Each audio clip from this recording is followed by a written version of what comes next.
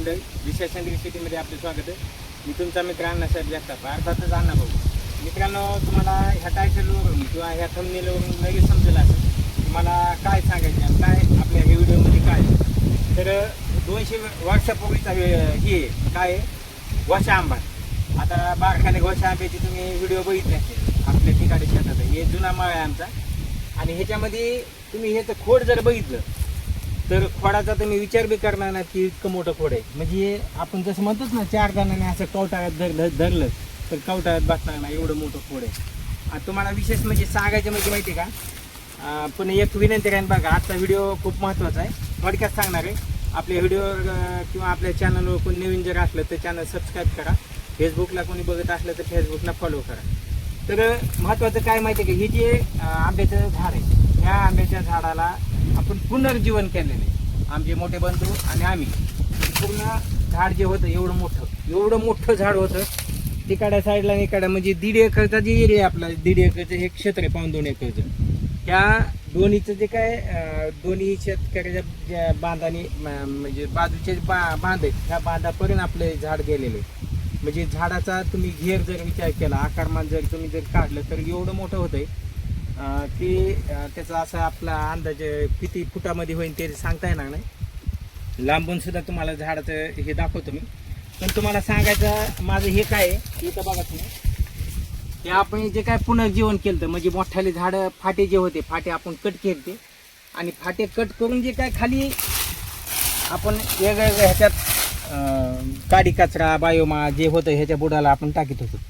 म्हणजे वेगवेगळं म्हणण्यापेक्षा बाई आपण त्याला फाटे फुटे जे होते सगळे आपण इथं ह्याच्या बुडाला टाकले होते. आणि विशेष म्हणजे मित्रांनो, ही जी काय झाड आहे का, ह्या झाडाचं आम्ही असं समजलं होतं की ह्या झाडाचं वय झालेलं आहे.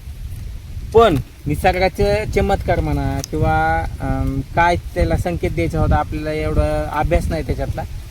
पण माझा एक अनुभव आहे आणि ह्याच्यातून आम्हाला असं वाटलं की ह्या झाडाला पुन्हा जिवंत करण्याचं काम हे निसर्गाने केलेलं आहे. आम्ही फक्त थोडासा मार्ग त्याला दाखवलं, म्हणजे मार्ग केला की ह्याचे वरचे फांदे कट करून, म्हणजे एवढे मोठ्याले फांदे झाल्यामुळं आम्हाला त्याचे आंबे काढता येत नव्हते.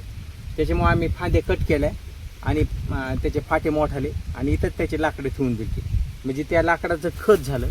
आणि त्याचा चमत्कार म्हणा काहीतरी विशेष इकडं बघा, तुम्हाला लक्षात येत असं, ही जुनी साल आहे, ही वरची जुनी साल आहे. ह्या बाईने त्याची ही आता झाडं सुद्धा पाहायला भेटत नाही. ह्याच्यानंतर ह्याच्या खाली बघा तुम्ही नवी साल आलेली.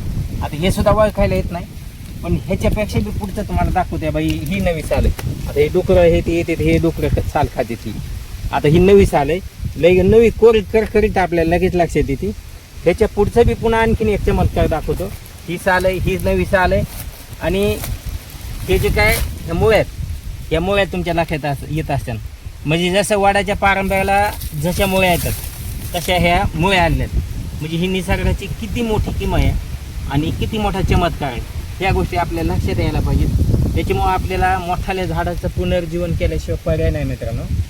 आणि मोठ्या झाडाचे म्हणण्यापेक्षा जे काही गावरान झाड आहेत का, ते गावरान झाडंसुद्धा जोपासण्याचं आपलं आधी कर्तव्य आणि आपण ते 100% पार पाडायला पाहिजे. कारण माहिती आहे का, आपली ही जर पिढी गेली तर पुढच्या पिढीला एवढं मोठ्याने झाडं पाहायला भेटणार नाहीत. हे फक्त कागदात किंवा फोटोमध्ये किंवा आपण जे काही व्हिडिओ टाकतो ते व्हिडिओच्या ह्याच्यातूनच त्याला पाहायला भेटते. आणि सगळ्यात महत्त्वाचं तुम्हाला सांगतो, जे काय आपण आता घन लागवड, अतिघन लागवड ही पद्धत चालू केली 4-5 वर्षापूर्वीसुद्धा मी सांगितलं होतं की त्याच्यावर एवढे रोग येणार, एवढे अटॅक येणार की त्याच्यातून आपल्याला फळंसुद्धा तेवढ्या अपेक्षित भेटणार नाही. जसं आपण व्यापार दृष्टिकोन ठेवून जशी लागवड केलेली तशी आपल्याला त्याच्यातून उत्पन्न भेटणार नाही. आणि 100% तसं त्यात वाटचाली चालू झालेले. कारण माहिती का, दाट जेवढी लागवड करू त्याला सूर्यप्रकाश भेटणार नाही, त्याला अतिरिक्त खर्च वाढा. म्हणजे त्याच्यात छाटणी आली, कटिंग आली, त्याला बोर्ड पेस्ट आलं, रोगराई आली. मग ह्या गोष्टी आपल्याला टाळायत. आता मला सांगा, एक माणूस शेतीत भेटत नाही काम करायला आणि छाटणी करायला ह्याला किती माणसं आणायचे, किती काय करायचे, त्याला अतिरिक्त खत टाकावं लागेल, फवारण्या करावं लागते, बुरशीनाशक, कीटकनाशक, पुन्हा तण वाढलं तर तणनाशक. मला सांगा, असे जर गावरान पद्धतीचे जर झाड लावली तर त्याच्यात जे काय खमंगपणा गोडवा आहे ते कोणत्यातच नाही.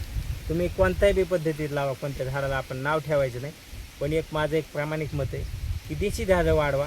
आणि देशी झाडं बांधाच्या कडीने, वड्याच्या कडीने, चाऱ्याच्या कडीने, नाल्याच्या कडीने किंवा एखाद्या पडीक जमीन आहे पडक्याच्या ठिकाणी लावा. चोपण जमीन असली तिथे कोया टाका, त्याच्यावर कलम बांधा. कलम म्हणजे गावरांचीच बांधा, जे लावायचे ते.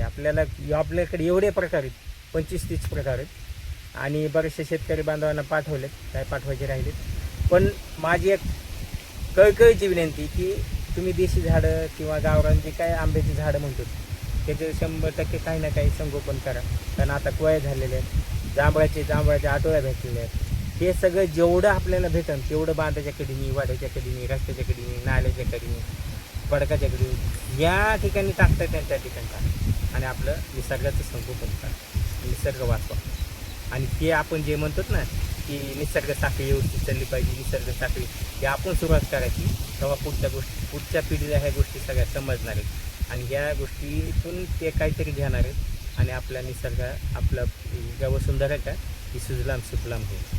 मला एवढंच सांगायचं मित्रांनो. कसा वाटला की व्हिडिओ, कसा वाटला, झाड कसं वाटलं, माहिती कशी वाटली, तर व्हिडिओ शेअर करा, व्हिडिओला लाईक करा, कमेंट करा. भेटू नवीन माहितीचं पुढच्या व्हिडिओमध्ये. तोपर्यंत सेंद्रिय धन्यवाद. राम राम.